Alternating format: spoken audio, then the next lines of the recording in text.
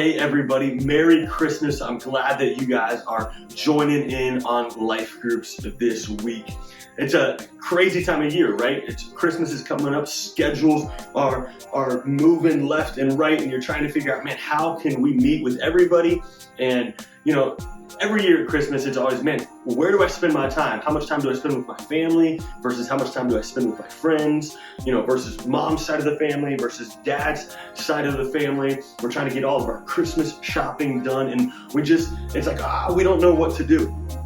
And then there's the balance of what I want for Christmas versus what I'm actually going to get. And it's a difficult balance. And last year, I think one of the craziest stories happened at my family Christmas, and my niece, who is 8 years old, second grade at the time, Lily, all she wants for Christmas is an iPhone. She is please writing Santa letters, being like, man, I want an iPhone, I want an iPhone, I want an iPhone. And her parents were like, no, you're too young to have an iPhone. Well, come to family Christmas and Mamaw enters the picture. So what happens is my mom was wrapping gifts, and she needed something, so she gave Lily this box. So she gave Lily this present, and as Lily opens the packaging, she sees the iPhone box, and immediately joy came over her face. She let out a scream of excitement and starts running around. Thank you, Mama, thank you, thank you, thank you. And is pumped about this gift of an iPhone. Well, I look at my brother and sister-in-law's face, who had no clue about the iPhone, and they're like, what did she just get? Why? Like, she would have told us, and there's almost shock and fear of just like what has happened. And then I looked at my mom's face, and my mom had this fear of, what did I just do? Now, it wasn't, man, I gave her a present that made mom and dad disappointed, but rather it was I just grabbed a box, and the iPhone box fit the jewelry that I was gonna give her. And so what was actually in the box was some jewelry. And so Lily goes and opens the box and realizes this is not an iPhone. And immediately tears just start streaming down her face. My mom is just super disappointed in herself that she didn't think about that, because my mom is normally a very aware person, and she just felt terrible about this because her excitement level went through the roof, but then her heart was broken over this.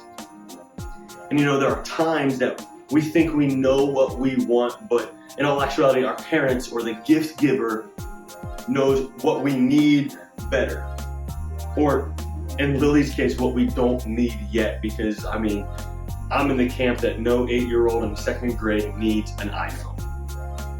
But many times this is what happens in life, is we think we know what we want and what we need, but in all actuality, we are looking and searching for something different. Think about it. What do you want for your life? Like, I'm not just talking about Christmas this year, what Christmas present that you want, but what are you seeking for in life?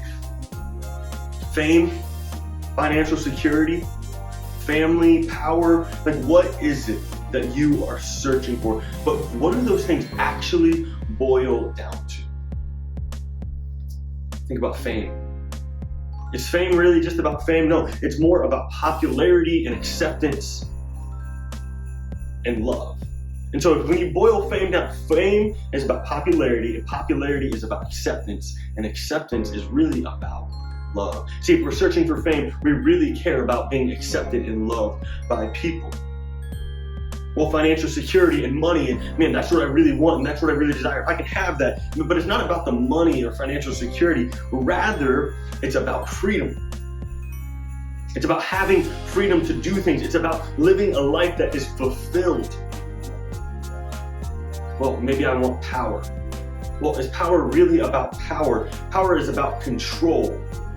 Control is about security and feeling secure in who I am. Secure in what I do.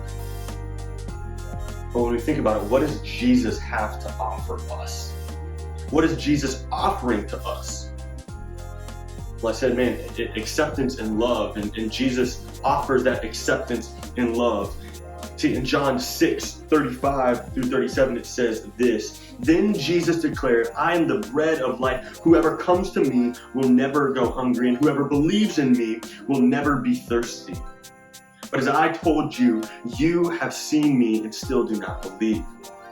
All those that the Father gives me will come to me, and whoever comes to me, I will never drive away. What he's saying is, I will accept you. I will love you no matter what.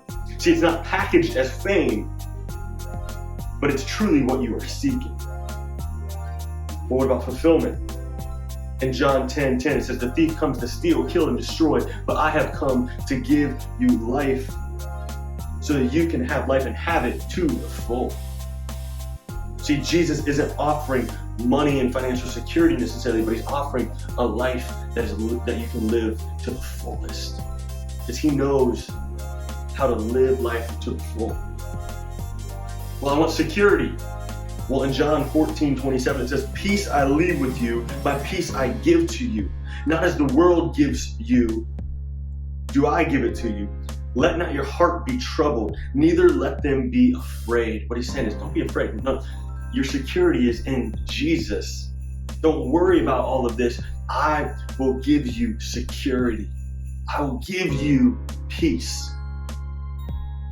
See, Jesus offers exactly what you need. He just doesn't always package it how you want it. He just doesn't always offer it in the way that you want it, but he gives you exactly what you need because he knows what you need and what your heart truly desires. See, we can hope in promises from the Messiah. We've been talking about this of, man, the Messiah is coming and what to do, and now, but we can hope in the promises that the Messiah gives us. It just may not look like what we want it to look like. And so tonight in Life Group, what I want you to do is I want you to work through some of these things, work through, what are some things that people want, that people seek, that people desire? But what is it that those things really are getting at? So what do those things boil down to? And what does Jesus have to offer us on that front? And so as you jump into discussion, I pray that, man, it's a valuable discussion and that you guys can not just lean into it based just upon other people, but even your own heart. Man, what are you seeking? But what is Jesus truly offering you?